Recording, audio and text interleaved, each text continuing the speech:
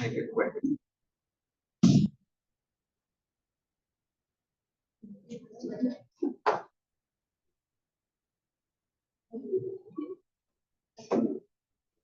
All right. So this chapter we know is current liabilities, right? Current generally meaning within a year. These are examples of some current liabilities. We're very familiar with these. I don't think I need to cover those again. We saw an example of what an invoice looks like. We looked at how to journalize. For example, with unearned revenue. Do you remember what type of account is unearned revenue? Liability, right? The whole chapter is about liability. And so when it increases, we credit. And when it decreases, we debit, right? Because liabilities are not part of deal. So they increase on the credit side.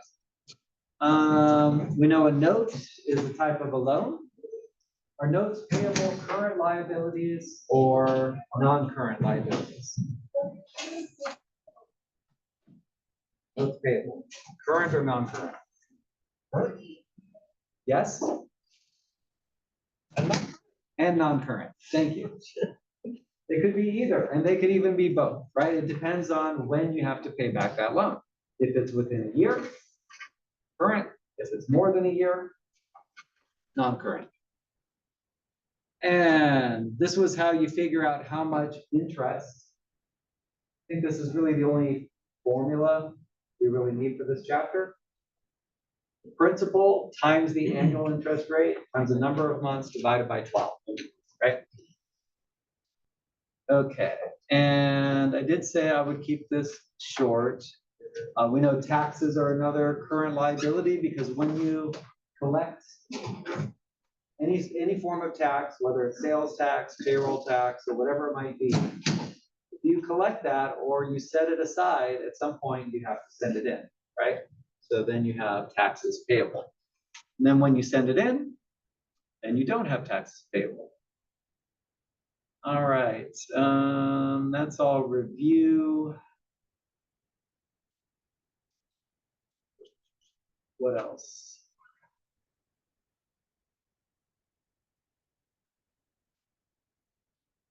Yeah, we can skip a lot of this.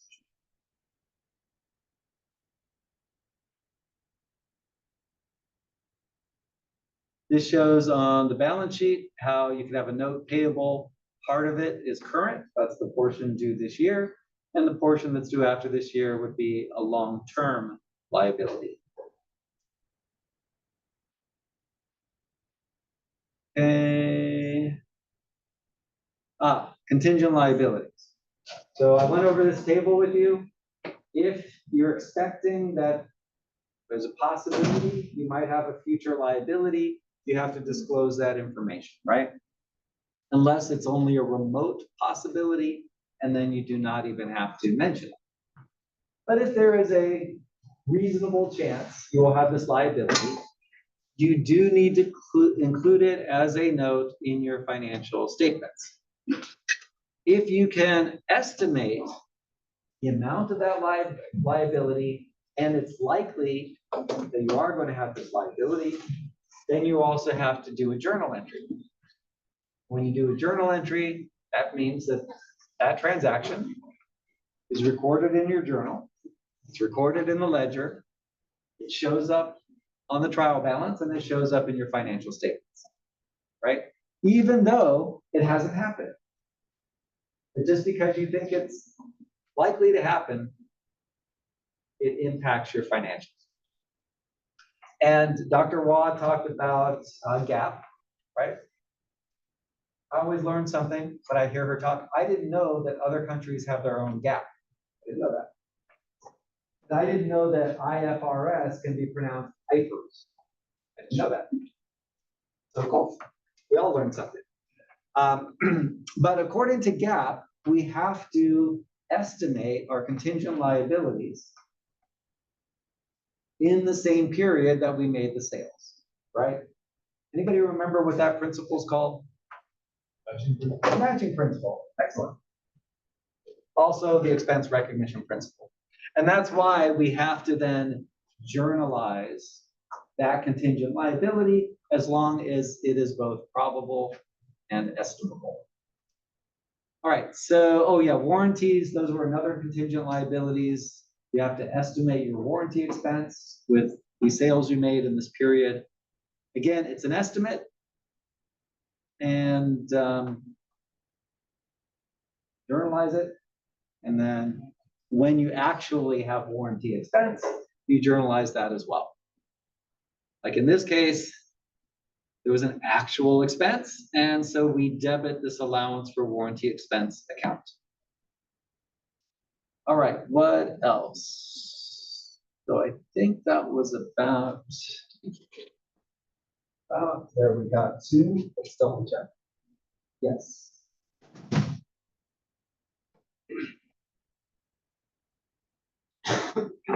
Did we talk? No, we didn't talk about hoverboards, did we? I would remember that. Okay, so this is where we're going to start. Hoverboards. So I don't know if you saw that movie Back to the Future, but there's a hoverboard that I think, if I remember right, actually hovers off the ground, right? Well, that's not real. That doesn't exist. Maybe in the future we'll have that technology. But there is a product called a hoverboard that's basically like a fancy skateboard thing. They had a lithium battery built into them, and they were popular a decade or so ago. But those lithium batteries had problems. They catch on fire sometimes. So imagine you're a retailer. You're Walmart, Target, Toys R Us, and you sell these hoverboards that you know are sometimes causing injury. Are you responsible? If you did not manufacture it, you're just selling it. And the consumer buys it knowing, or maybe not knowing, if the consumer buys it and gets hurt, are you responsible as the retailer that sold it? Yeah. You can be held legally responsible. So if you are going to sell that product, well, today, I don't know if that product's even available. But if we go back in time when it was, and there were all these news reports about how people were getting hurt. If at that time you decided to sell the product, is it likely that you're going to have some lawsuits associated? Can you estimate what the cost would be? That might be hard, right? If it's a fairly new phenomenon, there haven't been that many cases, you really don't know what's the likelihood somebody will get hurt or how much the cost would be. You could come up with an estimate, but it might be hard to get a really accurate estimate. So in this case, I would say it's probable that if we sell this product, we'll get some lawsuits against us. And I would say probably inestimable as far as what are the damages.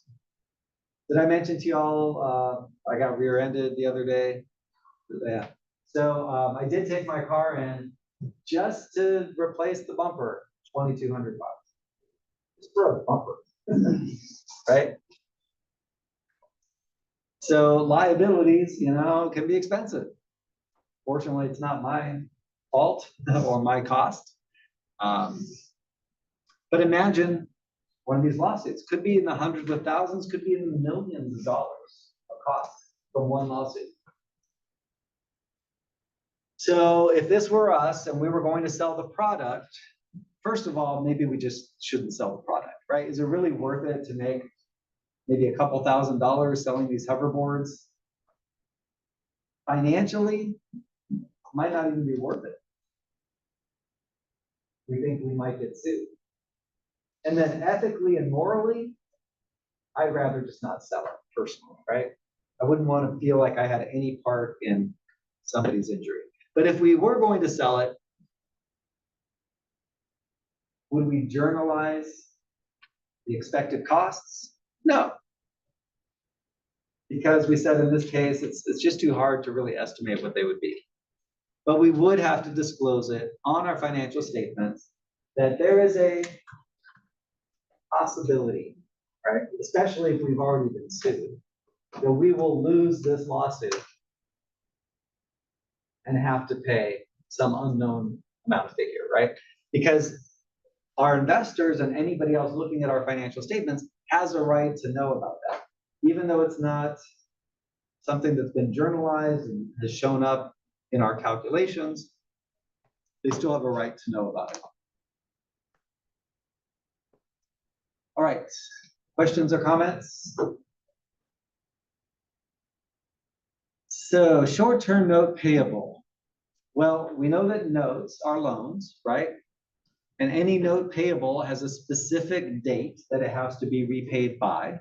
That's when the principal has to be repaid. That is the amount that has to be repaid, the principal. And then there's going to be interest.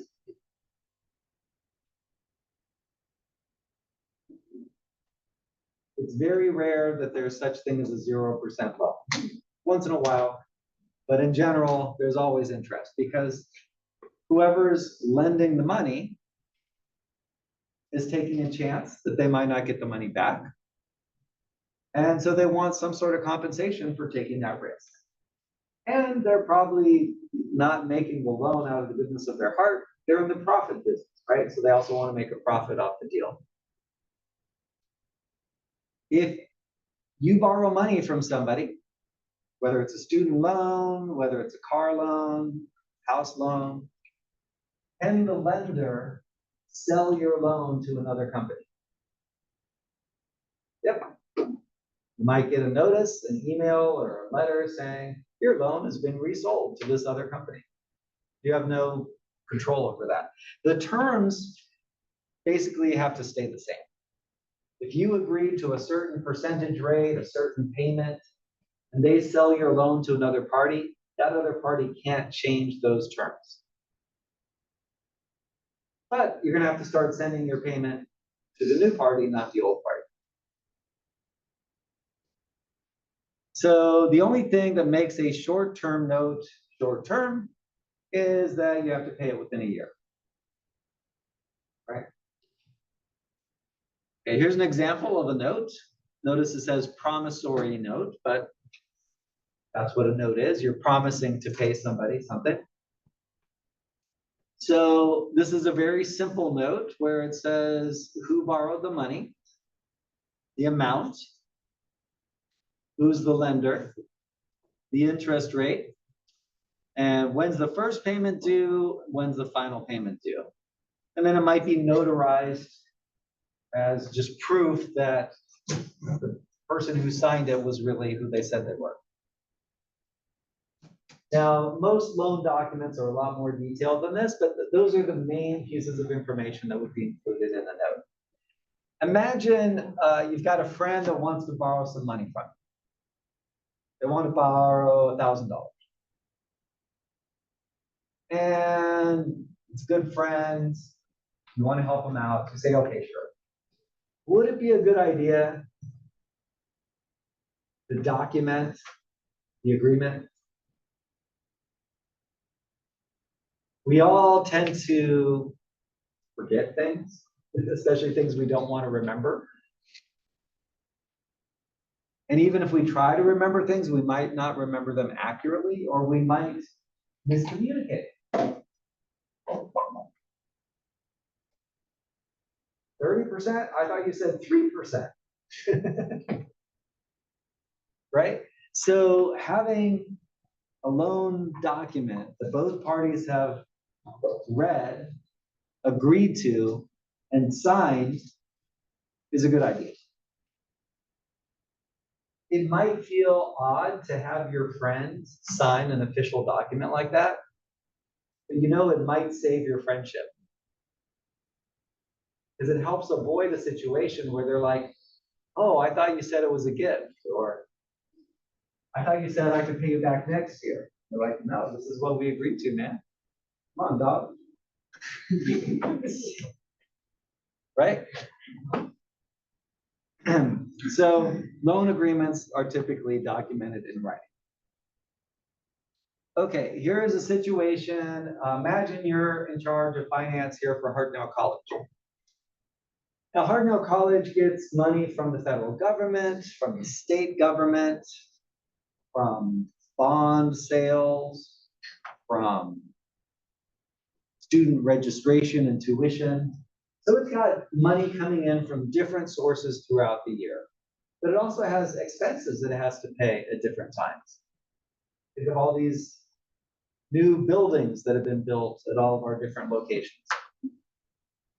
So imagine you're in charge of finance for Hartnell College, and we know that there's money coming in a couple months, but right now our cash is very short.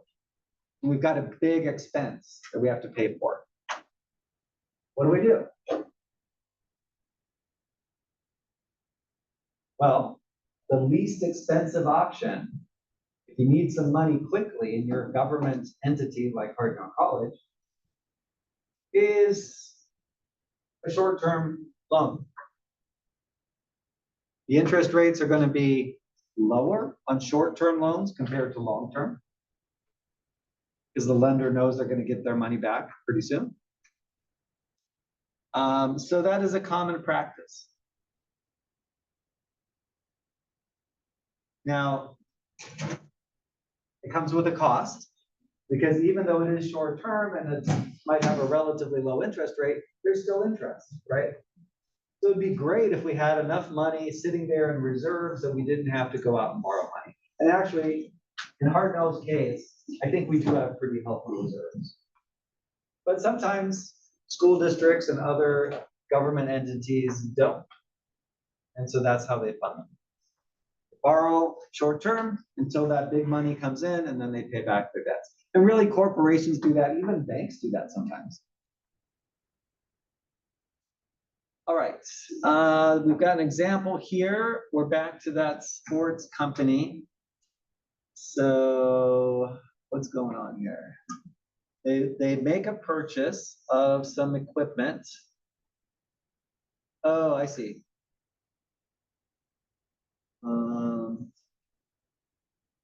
Okay, so we know that normally in a business-to-business transaction, there's an account payable, right? Usually you don't, God bless you, you don't pay your supplier right away.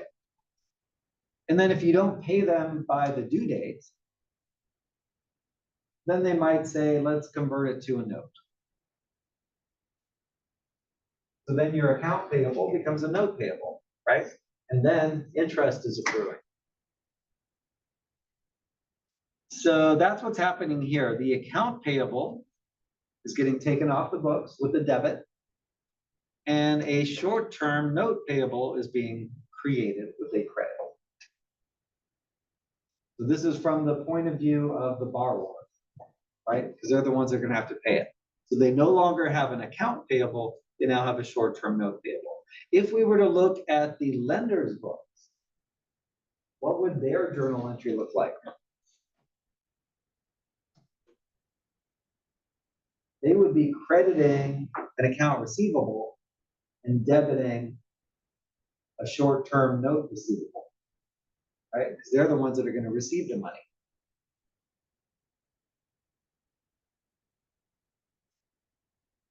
Okay, and then they pay the full amount. So let's see, what was the date here? It was August 31st. And the new agreement gives them 2 months to pay how much they owe. And there's an interest rate of 10% per year. Okay, so again, they owed $12,000, but we take that principal times the interest rate times the 2 months that have gone by, divided by 12. And that tells us how much interest gets added to the loan. So now they have to pay the principal, 12,000 plus the interest to pay off that short-term note. Okay, which again, that's review. We had already gone over that. What's going on here? Let's see. They borrow $150,000 from the bank, okay? If you do that, that could also be a note, right? So you could use a note with a supplier or a lender. So here they got $150,000 from the bank, and now they have a note payable. They have to pay the bank back. So then they do that.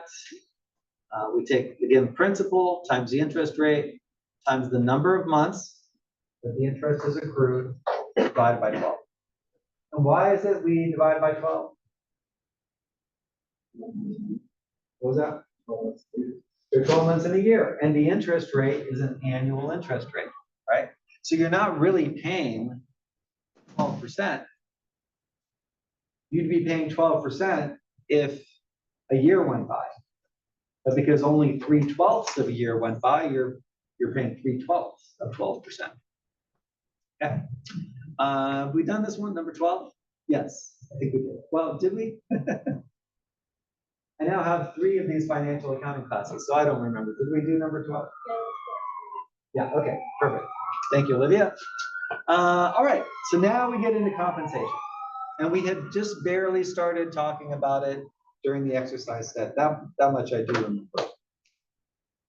All right, so when you get your paycheck, the gross pay is what you earned, but it's not what you get, right? You get your net pay, also known casually as your take-home pay, because there are all these deductions. I remember my son, at some point last year, he asked me to look at his paycheck with him. He's like, there's got to be a mistake here.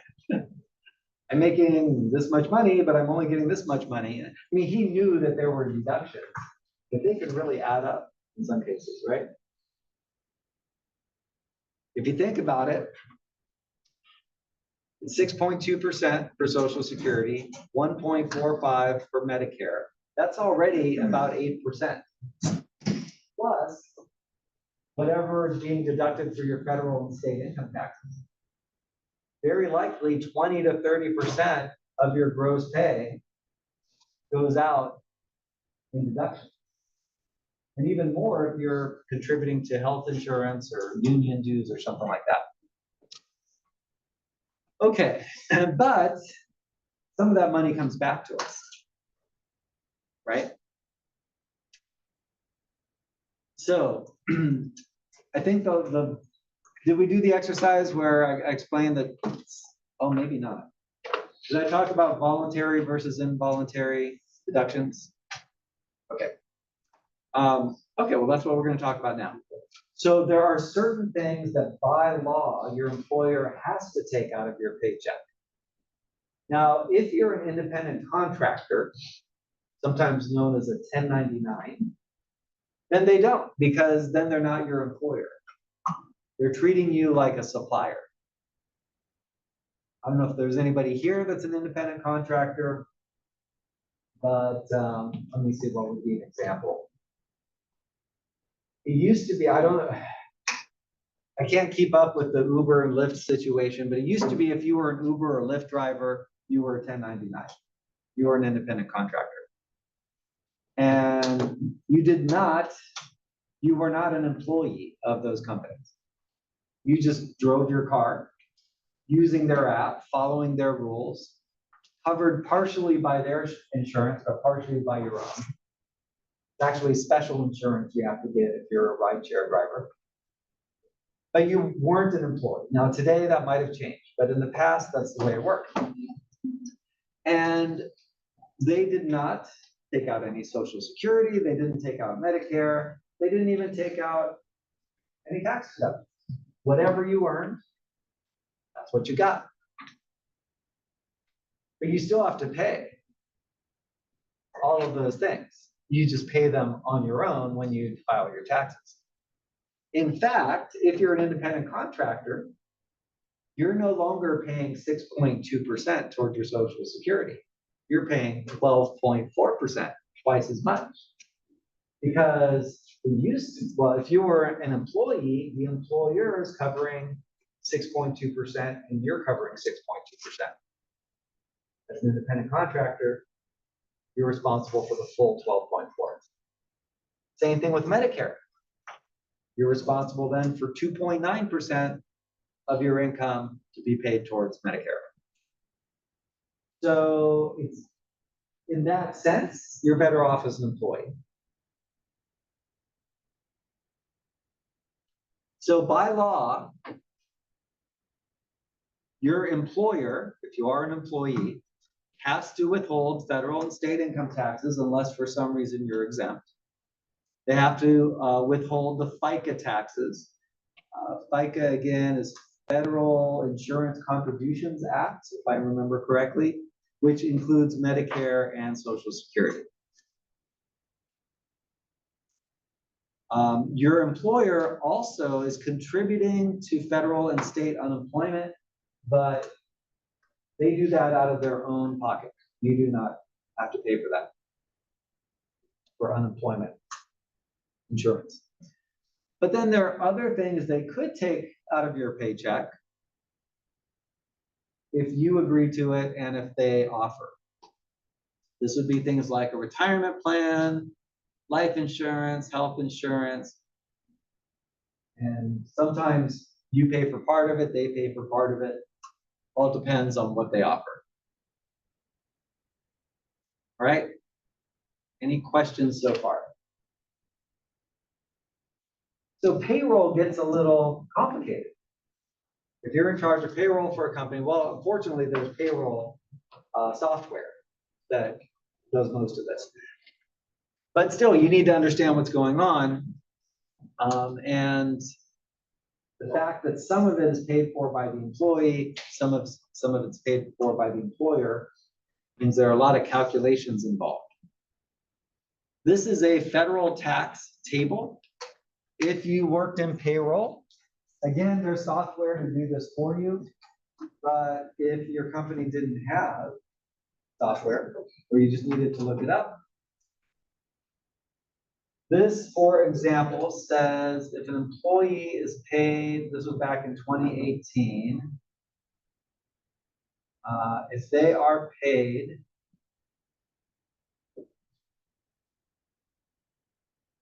yes, this is for the year. Looks like I'm trying to see what, oh, monthly. Monthly. If they are paid monthly, less than $305, and they're single, so they file their taxes as a single person, they get nothing taken out.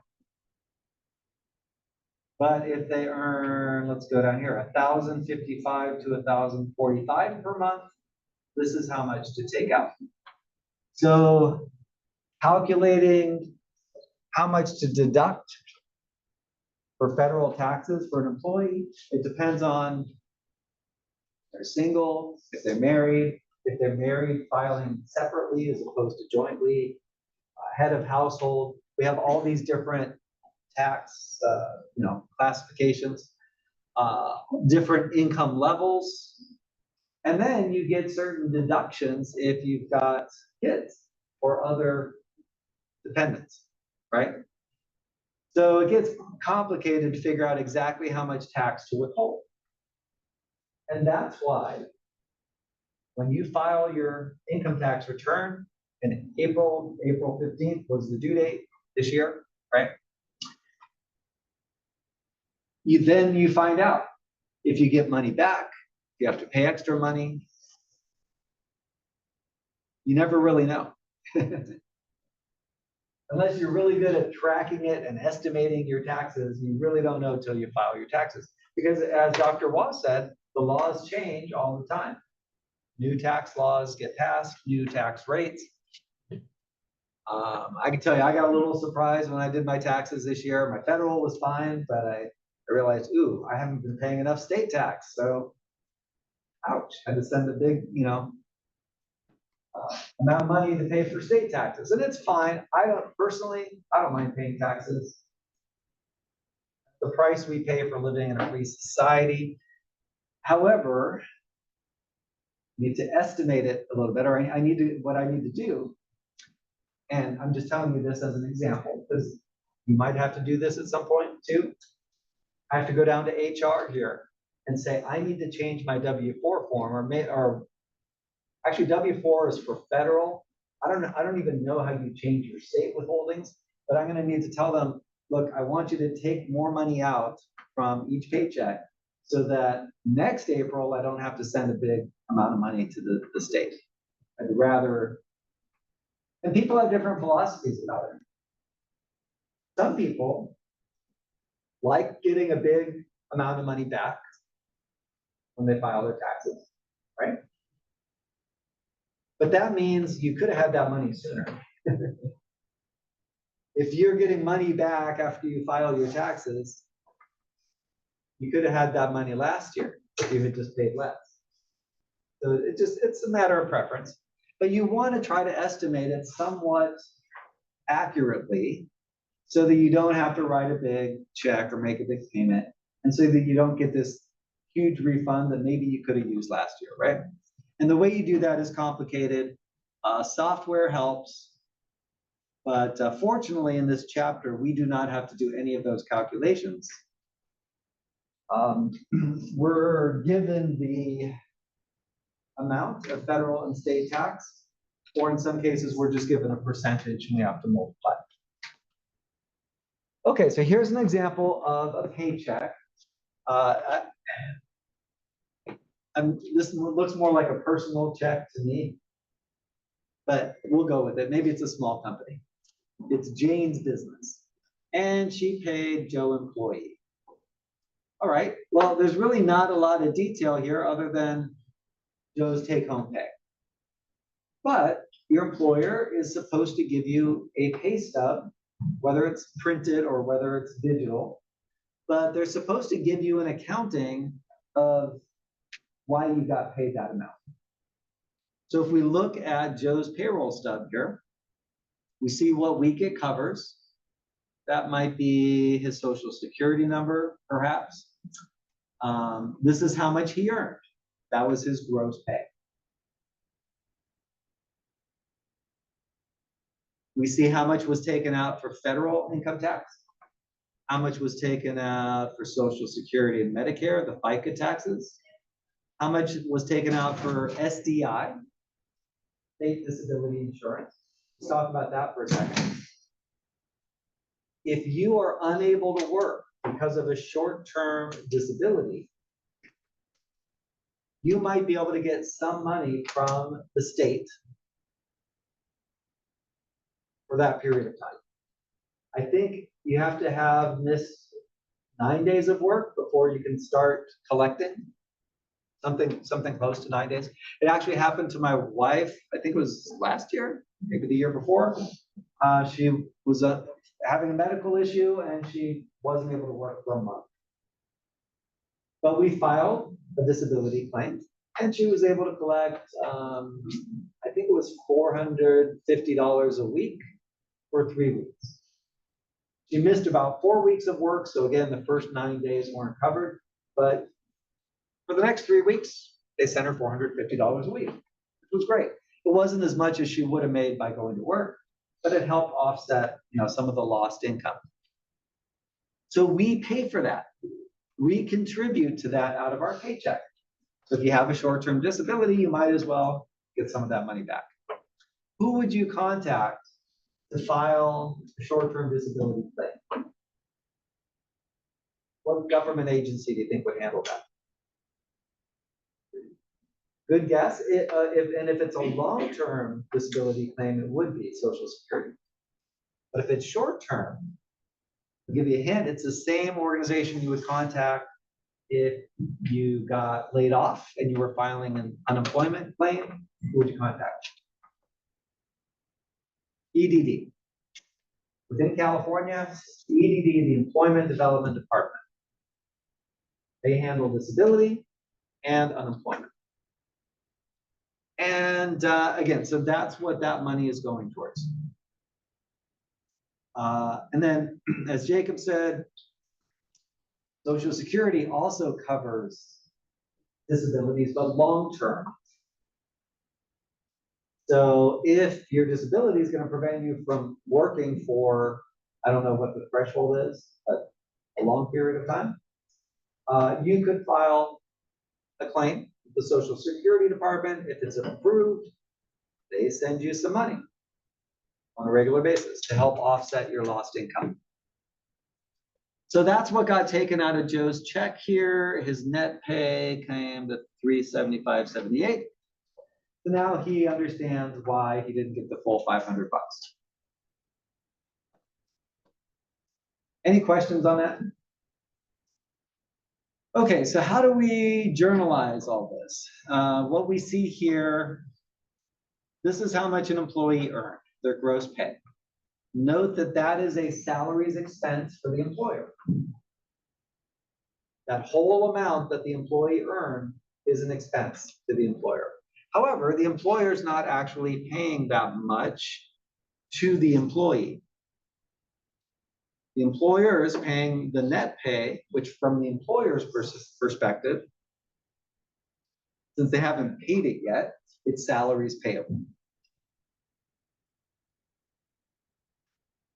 So let's see how we got there. Well, just like we saw with Joe, there's Social Security, there's Medicare, federal and state income tax. In this case, there are some voluntary contributions. Health insurance. The employee is contributing to part of the cost of their health insurance. So that's coming out of their paycheck. And they're also contributing to a retirement plan. That's coming out as well. Okay, so that's from the employer's perspective, what that journal entry would look like. Any questions on that? All right, and then when we pay the employee, that salaries payable goes away and we have to pay them cash. So in this case, these calculations were done on August 31st. Perhaps this employee gets paid monthly. So it's the end of the month, because they're on salary, you know exactly how much they earned. If they're hourly, you have to add up the number of hours and figure out how much they earn. But if they're on salary, it's a set amount every month. So here it's the end of the month. We calculated salaries expense, how much we need to pay them. And, oh, okay. In this case, they paid them on the same day. I guess they didn't really have to put salaries payable and then pay it, right? Normally, from the end of the payroll period, there is a period of maybe about a week before you actually get paid, right? Maybe the payroll period ends on Friday and you get paid the next Friday. So that gives the employer the time to figure out exactly how much they need to pay, call it a payable, and then when payday comes around, they actually pay you. Okay, now the employer also has to contribute some of their own money, as I mentioned earlier. For example, the employer has to pay federal and state unemployment. Did I explain how that works?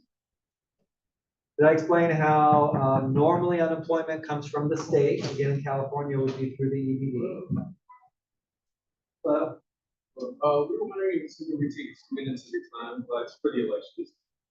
Oh, we're about to take a break in about 5 minutes. Can I talk to you during that period? And then we'll figure it out. Okay. So if you file unemployment, as I said earlier, it's through the state. However, employers also have to send some money to cover federal unemployment. Now, an example of when that was used during COVID, if you remember, people were getting extended unemployment benefits. The state usually only gives you a certain amount and for a certain period of time. But because of COVID, the federal government said, we are going to add extra money and let people take it. I think it was for years in some cases. It went on for quite a long time. So that came out of federal unemployment. Again, you do not contribute to that. Only your employer pays And the way it works, they send in their money for state unemployment. EDD holds onto that money. Then when somebody from that company files an unemployment claim, if the EDD approves that claim, they pay them out of that money they already collected from the company. So it's not costing your employer anything more if you file an unemployment claim. However, if a lot of their employees file unemployment claims, then the employer's rate goes up and they have to pay more. Short version, don't feel bad collecting unemployment because your employer already paid for it. And if you deserve it, you might as well get it, right? Okay, and then those were all things that the employer had to contribute to out of their own money, and they write that off as an employer payroll taxes expense. And those were all involuntary. They're required by law to make those contributions. Here's another expense, but this one was voluntary. They offered a health insurance plan, and you decided to accept and to contribute to it. Now, the employer has to, they've got their own costs associated with the health insurance plan. So that is an expense. It's a benefit to you as an employee that they offer health insurance. So it's a benefits expense. And they need to send the money to the health insurance company. So in the meantime, they've got a health insurance payable. So that's how they would journalize their costs as the employer for your payroll. Then when they actually send the money, remember they withheld money out of your paycheck, right? They don't keep that. There's also the portion that they need to contribute. So they put that together. So here where they paid, for example, for the Social Security, again, it's your 6.2% that they took out of your paycheck, and it's their 6.2% that's coming out of their money. And they have to send all of that off together. Same thing with Medicare. Unemployment, again, that comes directly from the employer, not from you. And so they just pay that all at one time. They also have to send the money off to the health insurance company. So they pay that as well. All right, let me get to there. Let's see. We have a minute left. What questions do you have? How much more? Oh, good, good. Hey, let's just get this done. We'll get to the exercise later. Okay, so what have we learned? This whole chapter is on current liabilities, right? Debts that we have to pay within a year, including some of these common ones we're familiar with. Accounts payable do not include interest. Short-term notes payable do. Unearned revenue means we got paid by a customer before we provided the product or service, right? If we are an employer, any of those payroll taxes we withhold, we have to send off. That's a liability. Also, our contribution, that's a liability. We have to send that off as well. If we collect sales tax, that's a liability. We need to send that off. And they're all current liabilities. We also learned about contingent liabilities that we have to oftentimes describe with a note in our financial statements, and in some cases even journalize the expected liability. And the reason we have to estimate our contingent liabilities, again, is the expense recognition principle. All right. So I just covered all that. I don't think we need to repeat it. Yeah, I just covered that. So I think we're done. Let's go ahead and take our break. It is 2:40. We'll come back at 2:50 and we'll finish up the exercises and problems.